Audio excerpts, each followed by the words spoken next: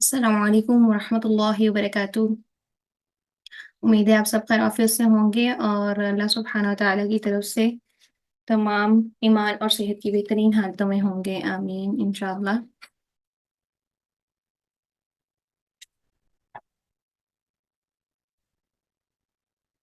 सबसे पहले आप सबको खुश आमदीद। अल्लाह सुब्हानहू व तआला ने हमें ये तौफीक अता फरमाई कि अल्लाह सुब्हानहू व तआला की तौफीक से हम आज एक न्यू कोर्स स्टार्ट करने जा रहे हैं। जो भी कुछ हम इंशाअल्लाह करते हैं, जो भी नेक काम होते हैं वो अल्लाह सुब्हानहू व तआला के अहकाम के मुताबिक होते हैं, अल्लाह ताला की तौफीक से होते हैं। इसमें इंसान का कोई भी कमाल नहीं है। आप आज इस क्लास में बैठे हैं, आज इस क्लास को लेने के लिए आप सब हाजिर हुए हैं, ये भी अल्लाह सुब्हानहू व तआला की तौफीक है। तो सबसे पहले आपको खुशामदीद कहूँगी और उसके बाद मैं आपसे कहूँगी कि अल्लाह सुब्हानहू व तआला का जितना भी शुक्र अदा हो सकता है, आप उसका शुक्र अदा करें। ताकि अल्लाह सुब्हानहू व तआला हमें इसमें मज़ीद रहमतें, बरकतें अता फ़रमाए और हमारे इस सफ़र को इंशाअल्लाह बेहतरीन इंजाम तक पहुँचाए। तो देखिए लइन शकरतुम लअज़ीदन्नकुम के अल्लाह सुब्हानहू व तआला फरमाते हैं कि अगर तुम शुक्र अदा करोगे तो मैं तुम्हें इससे भी ज़्यादा दूँगा। ज़ाहिर-सी बात है जिस चीज़ की हम नाशुक्री करते हैं वो चीज़ हमसे छीन ली जाती है। और अगर हम इस क्लास का, इस महफ़िल का, इस कोर्स का जो है वो उसके लिए अल्लाह सुब्हानहू व तआला का शुक्र अदा नहीं करते हैं, तो ज़ाहिर-सी बात है कि हमारे से ये अपॉर्च्युनिटी जो है हमसे छीन ली जाएगी और ये अपॉर्च्युनिटी सिर्फ़ आम लोगों के लिए नहीं होती कि हर किसी को ये अपॉर्च्युनिटी मिल जाए। आपके इर्द-गिर्द बहुत सारे लोग होंगे कि जो कुरान पढ़ना चाहते हैं, लेकिन वो चाह कर भी नहीं कर सकते हैं। क्यों? क्योंकि उनके पास तौफ़ीक नहीं है अल्लाह सुब्हानहू व तआला की तरफ से। कोई अपनी ज़िम्मेदारियों में घिरा हुआ है, कोई अपनी मसरूफ़ियात में इतना मसरूफ़ हो चुका है कि उसको ज़िंदगी की मसरूफ़ियात ने घेरा हुआ है। तो ये अल्लाह ताला की तरफ से होता है कि अल्लाह ताला जब किसी को तौफ़ीक अता फ़रमाते हैं, तो उसके मसरूफ़ियात में से भी उसको खींच कर ले आते हैं और उसका टाइम निकाल देते हैं और उसके जो है वो ज़िंदगी सँवार देते हैं। तो हम अल्लाह सुब्हानहू व तआला से ही दुआ करेंगे कि अल्लाह सुब्हानहू व तआला हमें इस तौफ़ीक को दिए रखे और इस मंज़िल तक, इसकी मंज़िल तक पहुँचने की तौफ़ीक अता फ़रमाए। जो सफ़र हमने इतने जोश-ओ-ख़रोश और जज़्बे से, जिस जज़्बे से हमने इसको स्टार्ट किया है, जो पैशन हमारा अभी इस टाइम पर है कि हम इसको करेंगे, हम कर लेंगे इंशाअल्लाह, तो वही पैशन हमारा आखिर दम तक इंशाअल्लाह होना चाहिए। ये कोर्स आपका नो डाउट कि स्लोली चलेगा बाकी कोर्सेज़ की निस्बत। एडवांस तजवीद कोर्स ऐसा कोर्स है कि इसको आप भाग-दौड़ के नहीं कर सकते।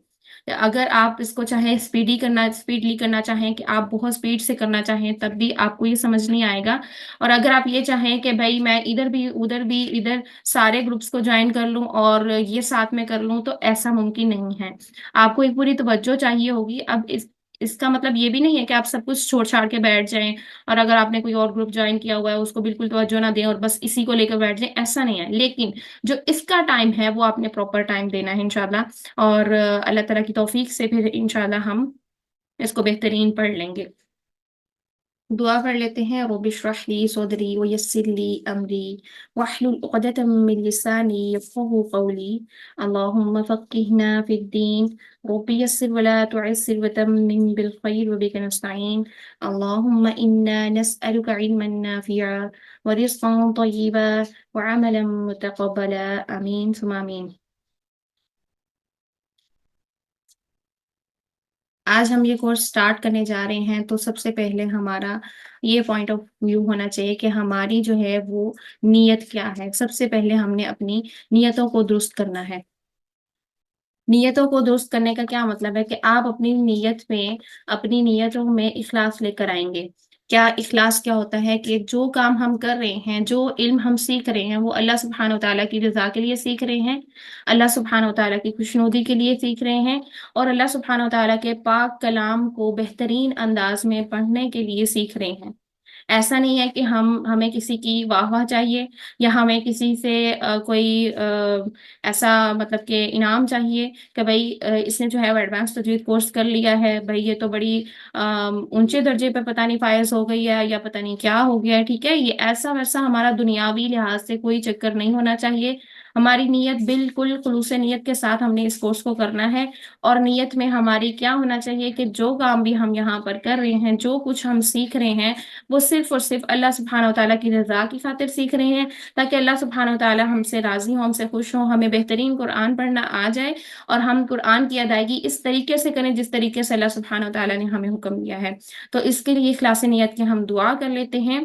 اللہم اجعل عملی کلہ صالحا واجعلہ لوجہک خالصا ولا تجعل لأحد فیہ شیئا۔ اے اللہ میرے ہر عمل صالح بنا دے اور اسے اپنے چہرے کے لیے خالص کر دے، اور اس میں سے کسی کے لیے کوئی حصہ نہ رکھ۔ یہ حضرت عمر بن خطاب رضی اللہ عنہ یہ دعا کیا کرتے تھے اخلاص نیت کی اور اللہ سبحانہ و تعالیٰ کے چہرے کے لیے خالص کرنے کی، کہ ہمارا جو بھی عمل ہے اللہ تعالیٰ اسے اپنے چہرے کے لیے خالص کرے۔ اللہ سبحانہ و تعالیٰ ہمیں آخرت میں اپنا دیدار ضرور نصیب فرمائے۔ قرآن کریم آپ سب کو معلوم ہے اللہ تعالیٰ کا حقیقی کلام ہے، اس سے جو ہے وہ بالکل بھی ہم گریز نہیں کر سکتے کہ یہ اس میں کوئی بھی کسی قسم کا شک ہے۔ یہ اللہ تعالیٰ کا پاک کلام ہے، یہ انہی زبانوں پر رواں ہوتا ہے جو پاک زبانیں ہوتی ہیں، یہ انہی دلوں پر اثر کرتا ہے جو پاک دل ہوتے ہیں۔ منافق سے بھرے دل، جھوٹی زبانوں پر یہ قرآن نہیں آتا ہے۔ تو آج سے ہی ہم نے یہ کوشش کرنی ہے، بلکہ آپ نے یہی اپنا مشن رکھنا ہے کہ اپنے دلوں کو، اپنی زبانوں کو پاک رکھنا ہے، اپنے دلوں کو منافقت سے پاک رکھنا ہے، اپنی زبانوں کو جھوٹ سے پاک رکھنا ہے، اپنے کانوں کو موسیقی سے پاک رکھنا ہے، اور تمام ان چیزوں سے گریز کرنا ہے جو کہ اللہ سبحانہ وتعالیٰ نے ہمیں کام کرنے کو منع فرمایا ہے۔ ہم نے ان تمام کاموں سے بچنا ہے۔ اگر ہم دونوں چیزوں کو لے کر چلتے ہیں، ادھر ہم موسیقی سانگ سن رہے ہیں اور دوسری طرف ہم چاہ رہے ہیں کہ ہمیں قرآن کی تلاوت بھی سرور دے اور کچھ تسکین دے، تو ایسا ممکن نہیں ہے۔ ایک ہی دل میں، ایک ہی گھر میں جو ہے وہ دو طرح کے لوگ نہیں رہ سکتے ہیں۔ ایک آپ کا دل، آپ کا گھر ہے، ٹھیک ہے، آپ کے دل میں یا تو اللہ بستا ہے یا پھر شیطان بسے گا، تو یہ آپ کا فیصلہ ہے کہ آپ اس میں کیا بساتے ہیں۔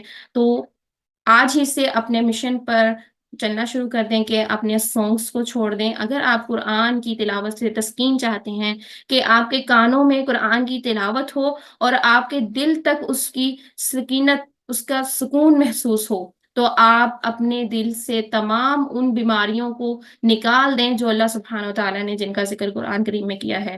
بغض، کینہ، حسد، جھوٹ، ہر قسم کی بیماری کو اپنے دلوں سے نکال دیں۔ تو انشاءاللہ قرآن آپ کو فائدہ بھی دے گا، قرآن آپ کو سکون بھی دے گا، قرآن آپ کو شفا بھی دے گا، قرآن آپ کے تمام کاموں کو آسان بھی کرے گا۔ یہ کوئی عام کتاب نہیں ہے کہ جسٹ ہم نے اس کو پڑھ لیا اور دیٹس اٹ۔ یہ ایسی کتاب نہیں ہے، یہ ایک ایسی کتاب ہے اور اس پاک ہستی کا کلام ہے کہ جس نے تمام کائنات کو تخلیق کیا، جس نے ہمیں پیدا کیا، جس نے تمام مخلوقات کو پیدا کیا، اور پھر تمام مخلوقات کو پیدا کرنے کے بعد ہمیں ان تمام مخلوقات پر فوقیت دے دی۔ کتنا بڑا ہمیں یہ شرف حاصل ہے کہ دنیا کی تمام مخلوقات میں سے اللہ تعالیٰ نے ہمیں سب سے اپر لیول پہ رکھا، ہمیں سب سے اعلیٰ درجے پہ رکھا، اور اسی حسد کی وجہ سے شیطان کو جہنمی قرار دے دیا گیا، کہ شیطان نے حسد کی وجہ سے انسان کو سجدہ نہ کیا، اللہ سبحانہ وتعالیٰ کا حکم نہ مانا، اور اس کو جہنمی قرار دے دیا گیا ہمیشہ کے لیے۔ اب شیطان اس قدر انسان سے حسد کرتا ہے کہ وہ تمام ان کاموں کو اچھا کر کے بڑا احسن طریقے سے ہمیں شو کرتا ہے کہ ہم ان تمام کاموں کو کریں جو اللہ سبحانہ و تعالیٰ نے منع فرمائے ہیں، اور ہم یہ سمجھتے ہیں کہ شاید اس میں ہمارا کوئی سکون ہے، ہماری کوئی انٹرٹینمنٹ ہے، ہماری انجوائمنٹ ہے، لیکن وہ صرف اور صرف وقتی طور پر ہوتی ہے، اور ہم ایسی دلدل میں پھنس جاتے ہیں کہ جس سے نکلنا ناممکن ہو جاتا ہے۔ لیکن اس کے باوجود ہمارا اللہ سبحانہ و تعالیٰ ہم سے اتنا پیار کرتا ہے، اتنی محبت کرتا ہے کہ وہ ایک توبہ پر، ایک آنسو پر انسان کے سارے گناہ معاف کر دیتا ہے، لیکن سچی توبہ ہونی چاہیے۔ تو آج ہی سے ہم سچی توبہ کرتے ہیں اللہ سبحانہ و تعالیٰ سے کہ ہم اس قرآن کو ایک نئے انداز میں سیکھنے جا رہے ہیں، ایک نئے سفر پر اس قرآن کے لیے ہم چلنے لگے ہیں۔ تو اللہ سبحانہ و تعالیٰ ہماری طرف آنے والے تمام شر کو خیر میں بدل دے، ہماری طرف آنے والی تمام آزمائشوں کو آسانیوں میں بدل دے، اور ہمارے لیے بہت ساری آسانیاں پیدا کرے، ہمارے اوقات میں اس قدر برکتیں عطا فرمائے کہ ہم اس قرآن کی بدولت، ہمیں اس قرآن کو پڑھے بغیر سکون نہ ہو انشاءاللہ۔ تو سب سے پہلے تو ہمیں اس کے حقوق کا جاننا ضروری ہے کہ قرآن کریم کے حقوق کیا ہیں۔ دیکھیں آج کل کوئی بھی ایسا نہیں ہے کہ جو اپنے حقوق کے لیے نہ لڑتا ہو، ٹھیک ہے؟ ہم اپنے حقوق کے لیے، اپنے رائٹس کے لیے کورٹس تک چلے جاتے ہیں، عدالتوں میں چلے جاتے ہیں، میرا یہ حق تھا، فلاں نے میرا یہ حق مار لیا، ٹھیک؟ لیکن ہم نے کبھی آج تک یہ نہیں جانا کہ قرآن کے ہم پر کیا حقوق ہیں۔ یہ قرآن ہمارے حق میں بھی گواہی دے سکتا ہے قیامت کے دن، یہ قرآن ہمارے خلاف بھی گواہی دے سکتا ہے قیامت کے دن۔ تو کیا بنے گا جب ہمارے ساتھ وہاں پر سفارشی اور کوئی نہیں ہوگا قیامت کے دن؟ نہ ہماری ماں باپ بہن بھائی بیوی بچے شوہر، کوئی ہماری سفارش کرنے کے لیے نہیں ہوگا۔ وہ کیا کہ اگر قرآن ہی ہمارے حق میں ہمارے خلاف گواہی دے گا تو پھر ہم کدھر جائیں گے؟ تو قرآن کے حقوق سب سے پہلے ہمیں جاننا ضروری ہے کہ قرآن کے ہم پر کیا حقوق ہیں اور کتنے حقوق ہیں۔ تو قرآن کے ہم پر 5 حقوق ہیں، جن میں سے صرف اور صرف میرا خیال ہے کہ ہم صرف ایک حق کو لے کر بیٹھ جاتے ہیں، اور وہ ہے ایمان لانا۔ صرف ایمان لانے کی حد تک اس کا حق پورا کرتے ہیں، اور باقی تمام حقوق کو ہم یوں ہی چھوڑ دیتے ہیں اور سمجھتے ہیں کہ بس یہ دنیا ہی دنیا ہے۔ اگر ہم ان قرآن کے 5 حقوق کو ہی پورا کر دیں تو ہماری آخرت سمجھ جائے گی، ہمیں کچھ بھی اور محنت کرنے کی ضرورت نہیں پڑے گی، بس یہ 5 حقوق آپ پورے کر لیں اپنی زندگی میں تو انشاءاللہ ہماری آخرت سمجھ جائے گی۔ دوسرا قرآن کا حق ہے کہ اس کی تلاوت کرنا۔ تلاوت کس طریقے سے کرنا؟ جس طریقے سے نبی صلی اللہ علیہ وسلم نے ہم تک پہنچایا ہے قرآن کو، جس طریقے سے انہوں نے پڑھا تھا، انہوں نے تلاوت کی تھی، اور انہوں نے تلاوت میں تجوید کے تمام رولز کا خیال رکھا تھا۔ ان کی تو لینگویج ہی عربک لینگویج تھی، تب رولز اپلائی نہیں ہوتے تھے، تب رولز کو اپلائی کرنا بھی نہیں پڑتا تھا، لیکن ہم اجمی لوگ ہیں، ہم عربی لوگ نہیں ہیں، ہمیں تجوید کو سیکھنا ضروری ہے، ہمیں عربک لینگویج کی طرح سے قرآن کو پڑھنا ضروری ہے۔ تو چلتے ہیں ہم نیکسٹ، ہمارا جو قرآن کا حق ہے تھرڈ پہ، وہ قرآن کے معنی کو سمجھنا اور تدبر کرنا۔ یہ آ جاتی ہے بات کہ قرآن کی تفاسیر کو دیکھنا، اس کے ترجمے کو دیکھنا۔ اگر ہم جسٹ تلاوت کر لیتے ہیں تو وہ بھی انف نہیں ہے، وہ بھی کافی نہیں ہے، ہمیں اس کے معنی کو سمجھنا ہے، اس پر غور و فکر کرنا ہے کہ اللہ سبحانہ وتعالیٰ نے ہمیں کن کاموں سے منع کیا ہوا ہے اور کن کاموں کے کرنے کا حکم دیا ہے۔ زندگی کے تمام احکامات ہمیں قرآن کریم سے آلموسٹ مل جاتے ہیں الحمدللہ۔ اس کے بعد چوتھا قرآن کا ہم پر حق ہے کہ اس کے احکامات پر عمل کرنا۔ جب تک ہم قرآن کے معنی کو نہیں سمجھیں گے، ہم اس کے احکامات پر بھی عمل نہیں کر سکتے۔ ہم جتنا مرضی کہہ لیں کہ ہم قرآن کے مطابق عمل کرتے ہیں، لیکن اگر ہمیں قرآن کا ترجمہ ہی پتہ نہیں ہے تو ہم نہیں عمل کر سکتے قرآن کے مطابق۔ اس کے لیے ہمیں تھرڈ والے حق کو جاننا ضروری ہے، رائٹ کو جاننا ضروری ہے، اس کے بعد ہم فورتھ والا رائٹ پورا کر سکتے ہیں۔ اب ان تمام 4 حقوق کو ہم نے اگر پورا کر لیا ہے تو 5واں حق قرآن کا یہ ہے کہ اسے دوسروں تک پہنچانا، صرف اپنے تک محدود نہیں رکھنا کہ بھئی ہم نے سیکھ لیا دیٹس اٹ، ہماری ذات کے لیے کافی ہے۔ نہیں، اپنے بچوں کو سکھائیں، اپنے ارد گرد کے لوگوں کو سکھائیں، لیکن تب جب آپ خود اچھے سے سیکھ جائیں۔ ایسا اگر آپ کو بھی ابھی پوری طرح سے اس پر عبور حاصل نہیں ہے تو ایسا نہیں کرنا ہے، پہلے خود اچھے سے سیکھیں اور اس کے بعد آپ دوسروں کو سکھائیں۔ تو یہ تھے ہمارے قرآن کے حقوق جو کہ ہمارا پورا کرنا ضروری ہے۔ آج کا جو ہم انشاءاللہ دیکھیں گے، اس میں تجوید کو ہم کیوں پڑھتے ہیں، کیا اہمیت ہے تجوید کی، ٹھیک ہے؟ تو تجوید کی اہمیت کے بارے میں بہت ساری ہمیں قرآن سے بھی دلائل ملتے ہیں اور بہت سارے ہمیں احادیث سے بھی دلائل ملتے ہیں۔ قرآن کی روشنی میں اور احادیث کی روشنی میں تجوید کی بہت اہمیت ہے۔ سب سے پہلے ہم دیکھتے ہیں کہ قرآن کی روشنی میں تجوید کی کیا اہمیت ہے۔ سورہ المزمل میں اگر ہم دیکھیں تو آیت نمبر 4 میں اللہ سبحانہ تعالیٰ فرماتے ہیں وَرَتِّلِ الْقُرْآنَ تَرْتِيلًا، اور قرآن کو ٹھہر ٹھہر کر پڑھا کرو۔ ٹھہر ٹھہر کر پڑھنے کا مطلب کیا ہے کہ اس کا ایک ایک حرف واضح ہو، یعنی اس کا مطلب یہ نہیں ہے کہ آپ لفظوں کو توڑ توڑ کے پڑھنا شروع کر دیں اور آپ بالکل بھی اس کی جو ہے وہ تلاوت کا لحاظ نہ رکھیں اور آپ اس کو اسپیس دے دے کر پڑھیں، اس کا بالکل بھی یہ مطلب نہیں ہے۔ ترتیل سے پڑھنے کا مطلب، ٹھہر ٹھہر کر پڑھنے کا مطلب یہ ہے کہ ہر حرف کا الگ حق ادا ہو، ہر حرف کے مخارج ٹھیک ہوں، ہر حرف کی صفات ٹھیک ہوں، اور تمام جو چیزیں ہیں وہ تمام کی تمام تجوید کا خیال رکھتے ہوئے ہم اس کو قرآن کو پڑھیں۔ یہ دیکھیے کہ ایک اور آیت میں سورہ الفرقان آیت نمبر 32 میں اللہ سبحانہ تعالیٰ فرماتے ہیں وَرَتَّلْنَاهُ تَرْتِيلًا، اور ہم نے بھی قرآن کو ٹھہر ٹھہر کر ترتیل کے ساتھ پڑھا ہے۔ اس کا مطلب کیا ہے کہ ترتیل کے ساتھ یعنی ٹھہر ٹھہر کر قرآن جو ہے وہ 23 سال کے عرصے میں نازل ہوا ہے۔ تو جب اللہ سبحانہ وتعالیٰ نے قرآن کو نازل کیا تو جبرائیل علیہ السلام کو ساتھ پڑھنے کی کیفیت بھی بتائی کہ ہم نے بھی اس کو ٹھہر ٹھہر کر پڑھا ہے۔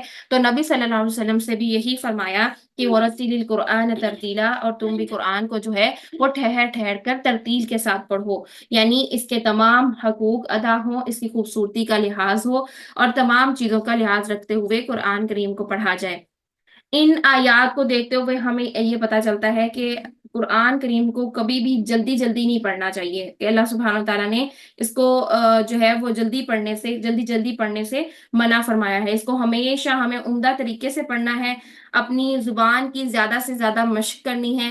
زبان کی مشق کرنے کا مطلب یہ ہے کہ جتنا زیادہ ہم اس کو پڑھیں گے اتنا زیادہ ہماری زبان پر رواں ہو جائے گا۔ اب ایک چیز ہے وہ ہم کبھی کبھار پڑھیں تو وہ ہمیں نہیں آئے گی، وہ ہم اٹک اٹک کر اس کو بولیں گے، لیکن ایک چیز ہے جس کو ہم ڈیلی پڑھیں، تھوڑا پڑھیں لیکن اچھے طریقے سے پڑھیں تو ہماری زبان پہ وہ چیز رواں ہو جاتی ہے اور ایزیلی ہم اس کو پرناؤنس کر سکتے ہیں۔ تو اس کے لیے ہمیں زبان کی مشق کرنا ضروری ہے، قرات پر ہمیشگی لانا ضروری ہے۔ قرات کا پر ہمیشگی لانے کا مطلب یہ ہے کہ جیسے بالفرض میں ڈیلی قرآن پڑھتی ہوں اور میں جسٹ 3 آیات کو ڈیلی دیکھتی ہوں، تو لیکن میں ایک فلو میں پڑھ رہی ہوں، میں اس میں لفظوں کو توڑ توڑ کے نہیں پڑھ رہی ہوں، یہ ہے کہ قرآت میں ہمیشگی مطلب ایک فلو میں لے کے جا رہی ہوں۔ لیکن اگر میں اس کو ڈیلی بھی پڑھ رہی ہوں لیکن بہت سارا سارا پڑھنے کی میری کوشش ہے کہ میں پورے 2 پارے کمپلیٹ کر لوں، پورا 1 پارا جو ہے آدھے گھنٹے میں کمپلیٹ کر لوں، لیکن میں لفظوں کو جو ہے نا وہ توڑ توڑ کے غلط ملط ٹوٹا پھوٹا پڑھ رہی ہوں، تو اس سے ہمیں گریز کرنا چاہیے، چاہے آپ ایک آیت کیوں نہ پڑھیں لیکن اس کو اچھے سے ضرور پڑھیں،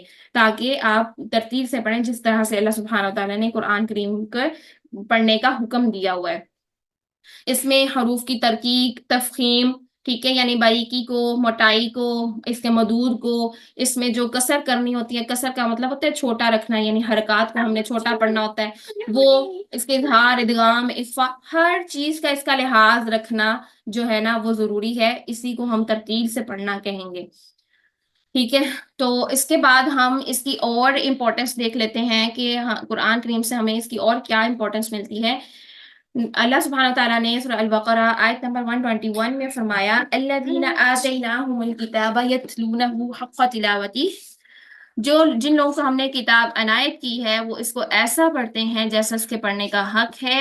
اولئک یؤمنون بہ، یہی لوگ ہیں جو اس پر ایمان رکھنے والے ہیں، یعنی ہمارا جو پہلا حق کیا تھا، ہم قرآن کا پہلا حق تھا ایمان لانا، تو ایمان کیسے لایا جا سکتا ہے؟ اللہ سبحانہ تعالیٰ نے یہاں بتا دیا ہے کہ جن کو ہم نے کتاب عنایت کی ہے وہ اس کو جیسے پڑھنے کا حق ہے، اگر ویسے پڑھتے ہیں تو وہی لوگ ایمان رکھنے والے ہیں اس پر، یعنی اس کے حقوق، قرآن کریم کے حقوق کو پورا کرنے والے ہیں۔ تو اگر تو ہم یہ چاہ رہے ہیں کہ ہم جو ہے وہ قرآن کریم پر ایمان لاتے ہیں اور اس کنڈیشن کو ہم پورا کرتے ہیں تو ہمیں اس کی تجوید کے ساتھ پڑھنا، اس کو اچھے طریقے سے پڑھنا ضروری ہے۔ نیکسٹ ہم دیکھتے ہیں احادیث سے کچھ اس کی اہمیت ملتی ہے ہمیں کہ احادیث سے ہم اس کی کیا اہمیت ہے۔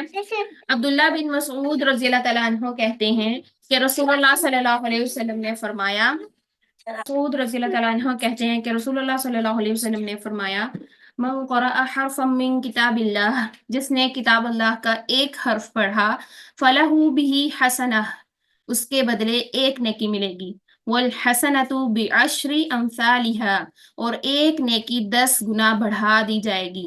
لا اقول الف لام میم حرف، میں نہیں کہتا کہ الف لام میم ایک حرف ہے، ولیکن الف حرف، اور لیکن الف ایک حرف ہے، ولام حرف، اور لام ایک حرف ہے، ومیم حرف، اور میم ایک حرف ہے۔ یعنی اگر ہم الف لام میم بھی پڑھتے ہیں تو اگر ایک حرف پر ایک نیکی ملتی ہے جو کہ ایک نیکی 10 گنا بڑھا دی جاتی ہے، یعنی ایک حرف پہ ہمیں 10 نیکیاں مل رہی ہیں، 10 نیکیوں کے برابر نیکیاں مل رہی ہیں، تو نبی صلی اللہ علیہ وسلم نے فرمایا کہ میں یہ نہیں کہتا کہ الف لام میم ایک ہی حرف ہے، بلکہ اس میں 3 حروف ہیں، الف ایک حرف ہے، لام ایک حرف ہے، اور میم ایک حرف ہے، اور اس طرح انہی 3 حروف پر ہمیں 30 نیکیاں مل جاتی ہیں۔ تو دیکھیں سبحان اللہ، اللہ سبحانہ تعالیٰ نے کس قدر ہمارے لیے نیکیوں کا انتظام کیا ہوا ہے کہ ہم مفت میں نیکیاں کما سکتے ہیں الحمدللہ، لیکن بہترین ادائیگی کے ساتھ۔ نیکسٹ دیکھیں کہ اس کی اہمیت، تجوید کی اہمیت ہمیں کیسے پتہ چلتی ہے ترتیل کے ساتھ پڑھنے کی. کہ حضرت عائشہ رضی اللہ تعالیٰ عنہ سے روایت ہے، رسول اللہ صلی اللہ علیہ وسلم نے فرمایا، الماہر بالقرآن مع السفرۃ الکرام البررہ، قرآن مجید کا ماہر انتہائی معزز اور اللہ تعالیٰ کے فرما بردار فرشتوں کے ساتھ ہوگا. والذی یقرأ القرآن، اور جو انسان قرآن مجید پڑھتا ہے، ویتتعتع فیہ، اور جو ہکلاتا ہے، مطلب جو اس کو قرآن کریم کو پڑھتا ہے اور ہکلاتا ہے، وہو علیہ شاق، اور پڑھنا اس کے لیے مشقت کا باعث ہے، یعنی اس کے لیے پڑھنا، اس کے لیے مخارج کو نکالنا کچھ مشکل ہو رہی ہے، کچھ پرابلمز آ رہی ہیں، اس کی زبان سیٹنگ نہیں ہو رہی ہے، اس کو پتہ نہیں چل رہا ہے ابھی کہ کہاں سے کون سا مخرج نکالنا ہے، لیکن وہ کر رہا ہے، وہ اس کے لیے مشقت کر رہا ہے، اس کے لیے محنت کر رہا ہے، وہ چھوڑ نہیں رہا. کیوں کر رہا ہے محنت؟ اللہ سبحانہ وتعالیٰ کی رضا کے لیے. تو کیا ہے اس کے لیے؟ اجرانی، اس کے لیے 2 اجر ہیں. سبحان اللہ. کہ اگر ہم صحیح سے قرآن پاک نہیں پڑھ پا رہے ہیں لیکن ہم کوشش کر رہے ہیں، اپنی محنت کو جاری رکھ رہے ہیں، تو اس کے لیے 2 گنا اجر ہے، بجائے اس کے کہ جو اچھا قرآن پڑھ رہا ہے اس کے والے اجر سے.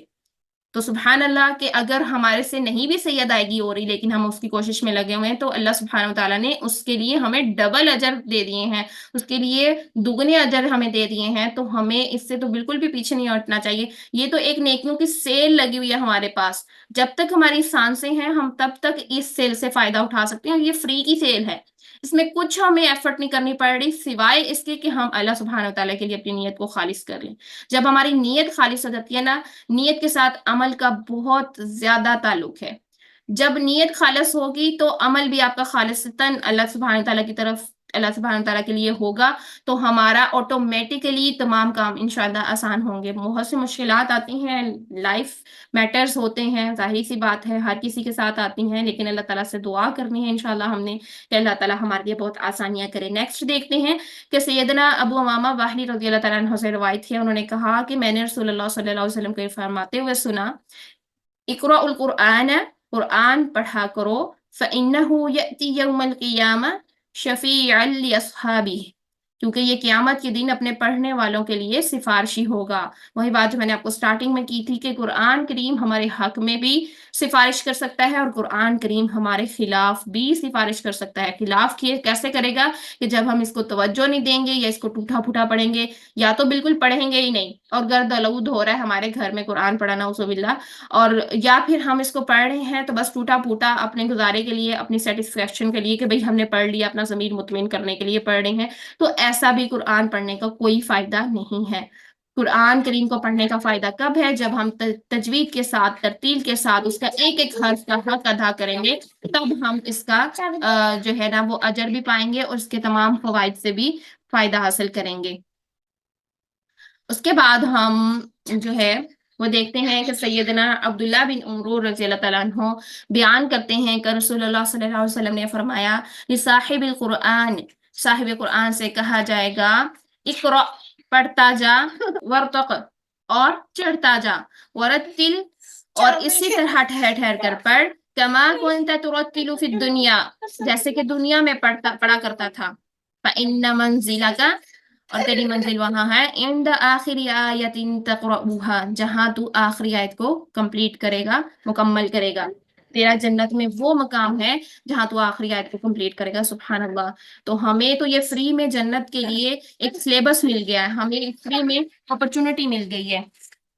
ہم بس پڑھتے جائیں اور نیکیاں کماتے جائیں اور آخرت کے لیے اپنا سامان ریڈی کرتے جائیں. پلسرات پر چلنے کے لیے ہمیں بس یہی حکم دیا جائے کہ جو ہے وہ ہم پڑھتے جائیں اسی قرآن کو، جس طرح سے ہم دنیا میں ترتیل کے ساتھ ٹھہر ٹھہر کے پڑھ رہے تھے، اچھے انداز میں پڑھنے کی کوششیں کر رہے تھے، اسی طریقے سے ہم پلسرات پر پڑھتے ہوئے جائیں، اور جہاں پر ہماری آخری آیت کمپلیٹ ہو تو وہاں پر انشاءاللہ ہمارا جنت کا مقام ہو. اللہ سبحانہ وتعالی ہمیں جنت الفردوس کے اعلیٰ مقام عطا فرمائے، اور انشاءاللہ ہمیں بہترین انداز میں پڑھنے کی، سننے کی اور عمل کرنے کی توفیق عطا فرمائے. نیکسٹ، ہاں آج کے لیے ہم بس یہی دیکھیں گے کہ تجوید کی کیا اہمیت تھی. آپ سب نے احادیث سے اور قرآن کریم سے تجوید کی اہمیت کو جان لینا ہے، تاکہ آپ لوگ اگر کوئی آپ سے پوچھے کہ آپ کیوں پڑھ رہے ہیں تجوید، کیا فائدہ ہے اس تجوید کو پڑھنے کا، تو ہمیں اہمیت قرآن کریم سے بھی پڑھتا ہونی چاہیے، ہمیں اہمیت احادیث سے بھی پتہ ہونی چاہیے کہ اس کی اہمیت کیا ہے. ظاہر سی بات ہے، جب بھی ہم کسی چیز کا علم حاصل کرتے ہیں تو سب سے پہلے اس کی امپورٹنس دیکھتے ہیں کہ بھئی اس کا ہمیں بینیفٹ کیا ملے گا. ظاہری بات ہے، جب ہم دنیا کی بھی کوئی ایجوکیشن لیتے ہیں تو سب سے پہلے ہماری یہ وش ہوتی ہے کہ ہم سب سے پہلے یہ دیکھیں کہ اس کا ہمیں بینیفٹ کیا ملے گا. تو وہ جو بینیفٹ ہے نا، وہ ہم نے یہاں پر احادیث سے اور اپنے اس سے قرآن کریم کی آیات سے دیکھنا ہے. تو چھوٹی چھوٹی سے آیات ہیں، آپ ان کو یاد کر لیں اور ان کو جو ہے اپنے مائنڈ میں بٹھا لیں، ٹھیک ہے، تاکہ آپ کو کسی دوسرے کے لیے بتانا جو ہے وہ بالکل ایزی ہو جائے. بولتے ہیں اور ایزیلی بول لیتے ہیں، لیکن اگر کوئی اردو نہیں جانتا ہے، وہ اگر کوئی اردو بولنا چاہے گا تو ظاہر سی بات ہے کہ وہ اردو کے تمام رولز کو سیکھے گا، تمام چیزوں کو سیکھے گا اور پھر ہی اردو بول پائے گا. ٹھیک اسی طرح ہمیں عربک کے لیے قرآن پڑھنے کے لیے تجویدی قواعد کو سیکھنا ہے کہ کہاں پر کون سا رول ہو رہا ہے اور کہاں پر کتنا ورڈ کو لمبا کرنا ہے، کتنا اس کو چھوٹا کرنا ہے. ان تمام چیزوں کو ہم انشاءاللہ اپنے کورس میں دیکھیں گے. اللہ سبحانہ وتعالیٰ سے دعا ہے کہ اللہ تعالیٰ ہماری نیتوں کو خالص کرے، ہمارے اعمال کو قبول و منظور فرمائے، ہماری ان کوششوں کو قبول و منظور فرمائے، اور اللہ تعالیٰ ہمیں اپنی منزل تک ضرور پہنچائے، ہماری طرف آنے والے تمام شروں کو خیر میں بدل دے. اور جتنی بھی آزمائشیں ہیں ہماری اولاد کی طرف سے، ہمارے گھر بار کی طرف سے، ہمارے فیملی میٹرز کی طرف سے، ہماری صحت کی طرف سے، جتنے بھی ہمارے جو ہیں وہ آزمائشیں ہیں، اللہ تعالیٰ ان کو آسانیوں میں چینج کر دیں انشاءاللہ. اگر کوئی آپ میں سے کچھ کہنا چاہ رہا ہے تو وہ کہہ سکتے ہیں.